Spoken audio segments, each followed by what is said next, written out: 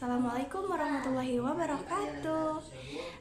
Perkenalkan, nama saya Sriwanda Adini. Saya dari Universitas Islam Sumatera Utara. Saya dari program studi Pendidikan Bahasa dan Sastra Indonesia pada mata kuliah Media dan Teknologi Bahasa Indonesia. Di sini saya ingin menyampaikan tentang mengevaluasi dan membandingkan hasil laporan observasi atau LHO dalam faktual informasi. Yang pertama sekali kita harus pahami di dalam laporan hasil observasi atau LHO adalah menentukan identitas modul. Teman-teman dapat melihat pada informasi bagian yang ada di samping yang telah saya terterakan. Yang pertama sekali pada identitas modul itu adalah komponen dan keterangannya. Komponennya apa-apa saja sih? Nah, di sini saya akan menjelaskan. Komponen yang pertama itu ada status pendidikan atau yang biasa kita kenal pada SMA, SMK, dan yang sederajat. Yang dimaksud di dalam status pendidikan ini bisa pada sekolah dasar, pada sekolah menengah atas, atau sekolah menengah pertama. Teman-teman bisa menyesuaikan modul ajarnya pada teknik yang teman-teman pahami. Kemudian ada mapel. Di sini mapelnya tergantung pada teman-teman memilih. Yang pertama kali kita harus pahami di dalam membuat modul laporan hasil observasi atau LHO adalah identitas modul. Di dalam identitas modul, kita dapat menyesuaikan melalui tabel. Berikut tabel yang saya berikan pada keterangan yang ada di samping. Yang pertama kali kita butuhkan yaitu komponennya, yaitu ada status pendidikan atau yang biasa kita kenal dengan SD, SMP, SMA, SMK, dan sederajat lainnya. Teman-teman dapat menyesuaikan status pendidikan ini pada sekolah yang teman-teman ajarkan. Kemudian ada mapel dan yang lainnya itu juga dapat menyesuaikan dengan apa yang teman-teman ajarkan. Seperti pada modul ajar kali ini, yaitu mapelnya mata pelajarannya adalah bahasa Indonesia. Kemudian pada kelasnya terdapat kelas pada kelas 10 dan semesternya pada semester ganjil. Alokasi waktunya ada di 6 jam pelajaran atau 6 JP, yang dimana kita bagi 3 pertemuan per 2 kali jam pertemuan. Di dalam model pembelajarannya kita menerapkan model pembelajaran discovery learning atau project based learning. Project based learning ini merupakan project yang sering sekali digunakan oleh tenaga pendidik atau guru-guru yang ada di sekolah. Mengapa project based learning ini sering sekali digunakan? Karena metode yang digunakan adalah metode yang dapat dipahami oleh banyak peserta didik.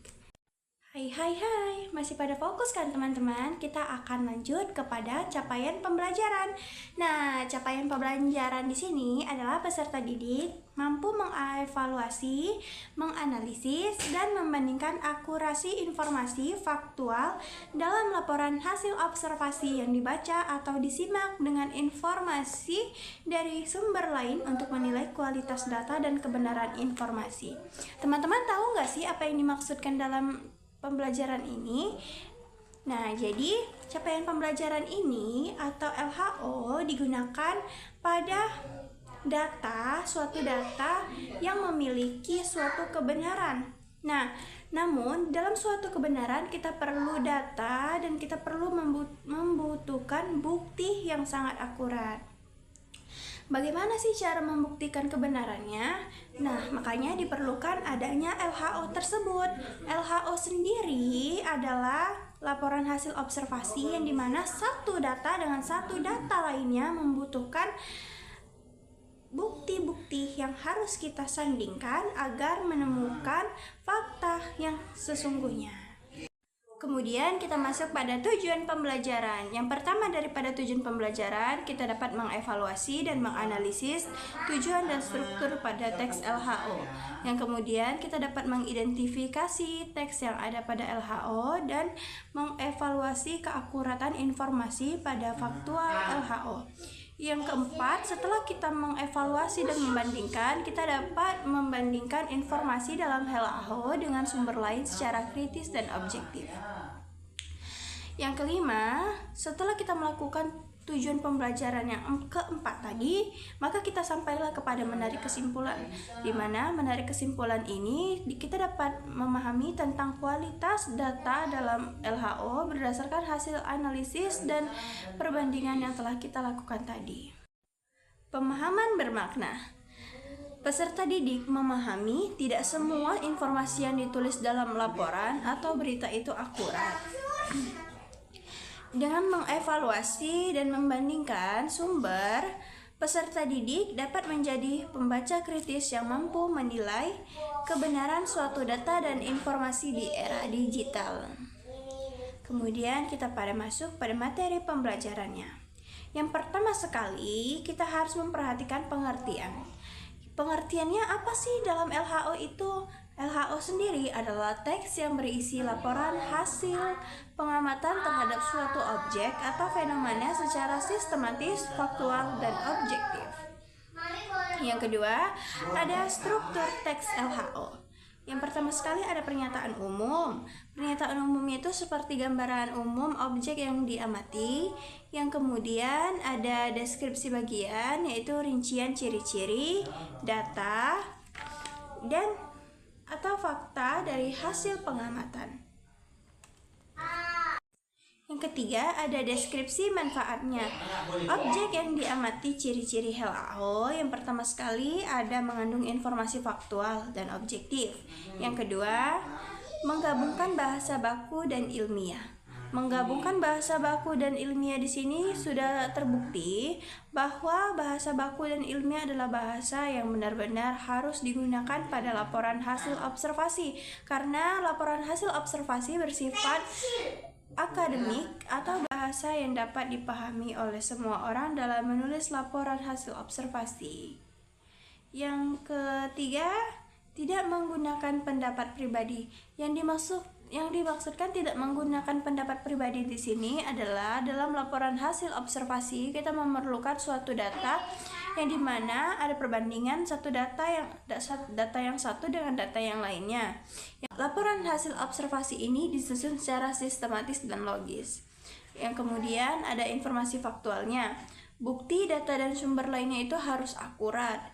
Yang kelima ada evaluasi akurasi informasi, yang dimana ini dimaksudkan dengan memeriksa kesesuaian antara data atau fakta, yang kemudian mengecek sumber data, apakah sumber ini bersifat kredibel atau bersifat yang terbaru.